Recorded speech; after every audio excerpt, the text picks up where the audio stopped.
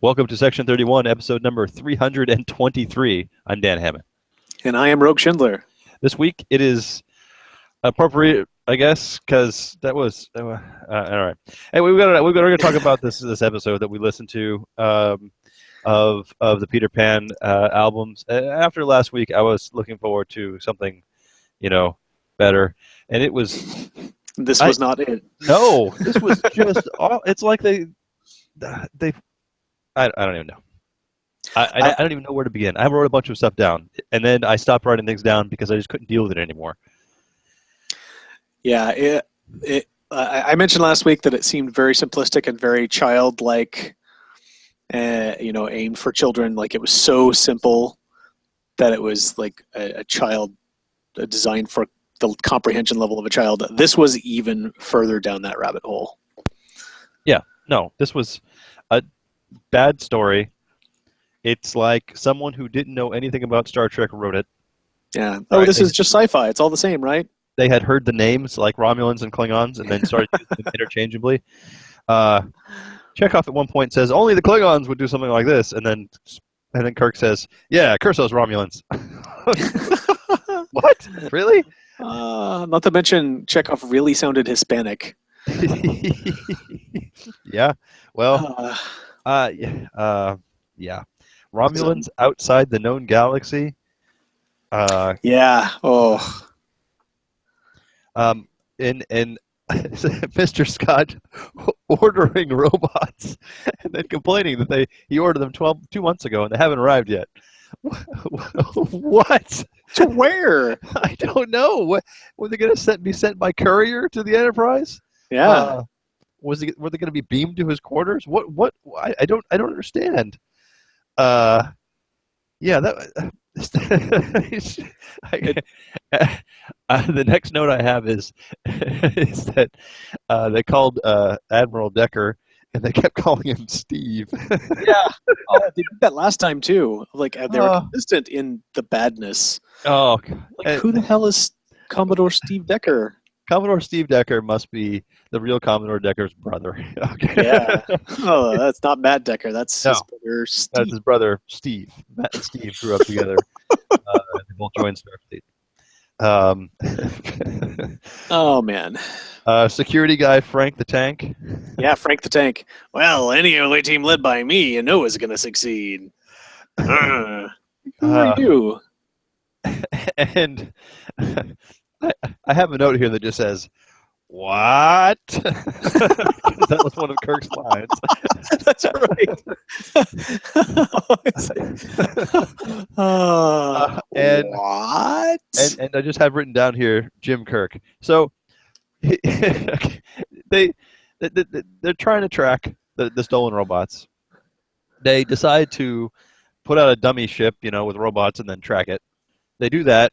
They fly in and easily overpower the Romulan ship, without damaging it, right? As described by our Clone Wars era Yes. Announcer, Jim Kirk flies in with the Enterprise and they take down the Romulans without no trouble. Yes, they take the Romulans captive, and then the only thing required, apparently, to sneak into the Romulan base is to put on their clothes. So, Kirk, I'm sure one of each of these uniforms will fit one of each of us perfectly, right? That's right. So was it Chekhov and Scotty and Kirk put on the Romulan clothes, get in the ship, which was pre-programmed to go home. Lucky for them. Yeah. That's right, by their own computer. Okay. Mr. Scott did have some good lines over the course. His curses and his just random things were funny. Oh man. They fly to the Romulan, but on the outside of the known galaxy, right, where the Romulans are, Cursos Klingons. Sure. By this point, I was expecting it to be over because it had been 5 minutes and the story was terrible, and it went on for another 10. And I'm going to see if I can remember. On the way there, Scotty was going to try to reprogram the biggest, meanest, baddest, leaderest looking of the robots. It must be that one right there. That looks like it has 2 arms and 2 legs and a head. Yeah, that one. That clearly the leader of the robots. Really? That's how you can tell it's the leader of the and if that's their distinguishing factor, what do these other robots look like? Are they like the box robots from Interstellar? Yeah, no, the ones that say "Danger, Will Wrecker." Danger. Uh, Okay. He tried to reprogram it, but he didn't have enough time. So they land. They they walk up and say, "Hi, I'm Jim Kirk, and these are my robots." And the Romulans say, "Hey, good job, pirate guys. Welcome to the base. Go ahead and wander around. We're going to launch the robot war here. We've got just enough robots to take over a Federation base, and that's all we need to do, apparently." I know, and they're all thrilled about it. Like he leads this. I'm not going to go with. I'm going to go with General Hux style rally of his Romulan robots and how pumped they are about going and destroying this Federation starbase. Like that's the be all, and it's not like they're attacking Earth or even like a member world like Vulcan. It's just, oh, we're gonna go kill the starbase! Yay! Yeah. What? So Scotty and Kirk have that conversation that says, "Are you sure you programmed okay?" Probably, maybe. We'll find out, I guess. There's more talking, and then it's revealed that Jim Kirk is not an appropriate pseudonym for Jim Kirk. When going undercover. You broke my undercover name, Jim Kirk, for James T. Kirk, Captain. We knew about you all along, and your little Chekhov too. And he's like, every Romulan warrior knows your face, and it's not like we have to, know your name that you just gave us. So not only did they spot him on sight, how did they keep a straight face when Kirk, wearing an ill-fitting Romulan pirate uniform, shows up and says, "Hi, I'm a pirate. My name's Jim Kirk."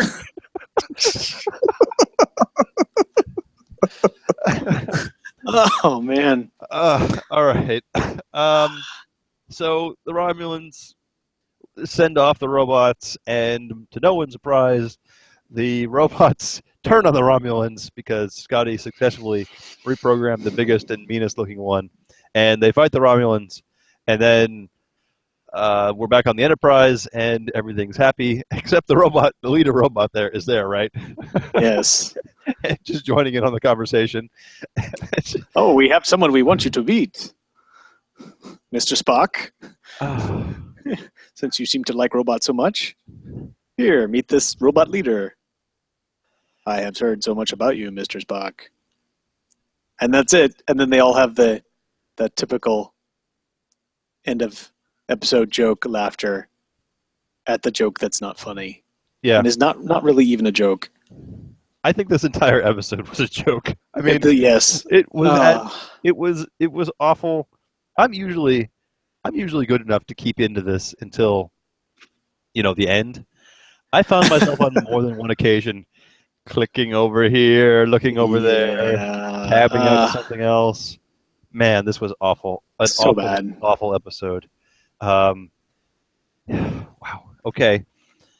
What I do find interesting, like from a scientific perspective, not actually anything about the episode, but more the things that were like different about the last episode that were like, oh, this is weird, this is kind of a departure, but this one has all of those same monikers,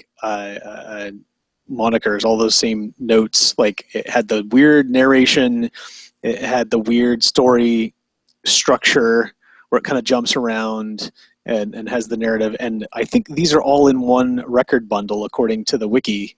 Yeah. So I don't know if like different editors were in charge of different collections or different discs or whatever, or if, like I got to tell you, long story short, I'm really dreading the next one if all four of these last ones are part of a bundle like this, and they continue to be like that. Yeah, I'm looking at when they were released. I don't see. Well, no, I don't see any of these most recent ones back toward the beginning in '75. These look like '79 releases. So 4 years later, they went back to the recording studio and did these again. These last four. So we're gonna listen to the Dinosaur Planet next. Oh, are we? Yeah, we are. All right. Yeah, we're gonna listen to the Dinosaur Planet from 1979. How much Man, for just the Dinosaur Planet? we've got two to get through. We've got the Dinosaur Planet and the Human Factor. And I'm not looking forward to either of them, but we're going to power through. But you know what? It's 14 minutes that we'll never get back. But We'll never get back. I'm gonna frame it like this in my mind: is that if we do this, and then we go ahead with what we were talking about earlier for our plan, is like this is gonna make the Excelsior podcast sound so much better. yeah, no doubt.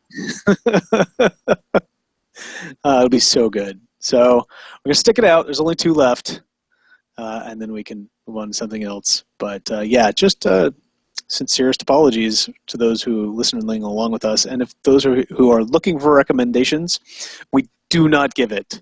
No, not these though. No. I'm looking ahead. I'm doing what I usually don't do. I'm looking at the Memory Alpha page. Recurring characters. Frank Tank is back. Oh. Has security officer on the Enterprise. Can't wait. Oh, do they have contact with Steve? I don't think Steve Vader? I don't think it is. Are you Jeff Vader? Steve Decker. Yeah. Commodore Steve Decker. The other Commodore Decker. No relation. Steve Decker, Commodore in command of Starbase 10. Sure.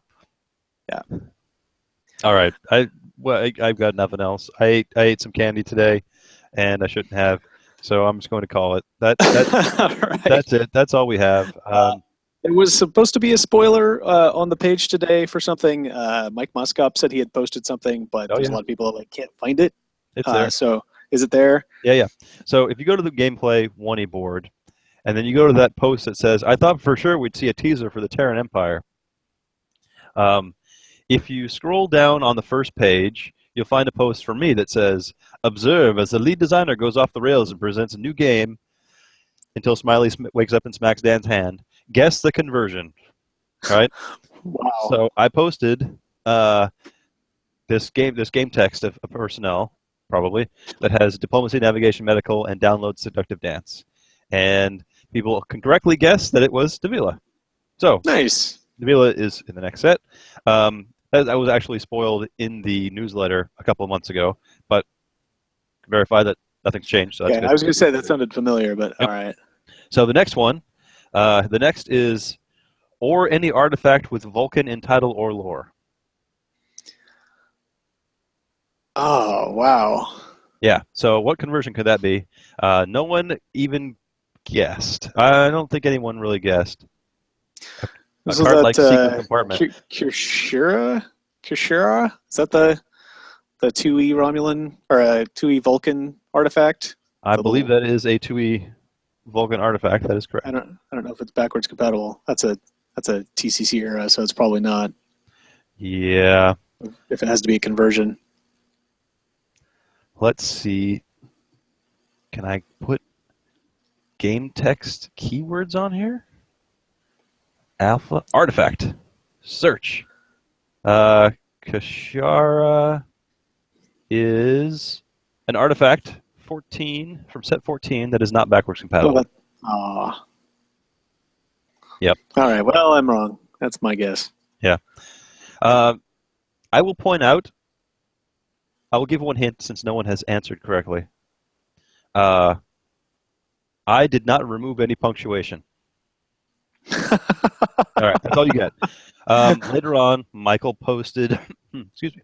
Michael posted another looks like bottom of a personnel card with engineer, treachery, physics, and special download, combat ready, tense situation.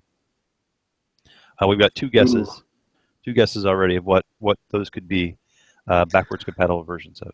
I'm gonna recuse myself from that one because I think I read an intelligence report about a card that could be. So I think I have a good guess. Yes. There's been two guesses, and one of them is correct. Well, there you go. Oh, well, there you go. 50-50 shot. Yeah. So we're playing this little game because there has been no teaser on the main board. So I've decided to just keep doing this until I see a teaser. Somebody stop me. Yeah, exactly. No one's complained yet, so I'm just going to keep going. So maybe we'll see another one tomorrow. I'm just posting the one Michael posted today's. I'll try to post another one tomorrow. I'm very disappointed no one guessed the first one, but we'll see. The next one, and I'm going to look ahead and see what the next one is so I can just mock everyone. That one is the one he posted. Oh, the next one is lore. That's going to be hard. Huh. All right, well, we'll figure that out one tomorrow. I'll post that. All right, Cool. folks. Well, I think that's all we got. Yeah. That's your little hint. That's your very minor spoiler for this week. That is the end of our intelligence.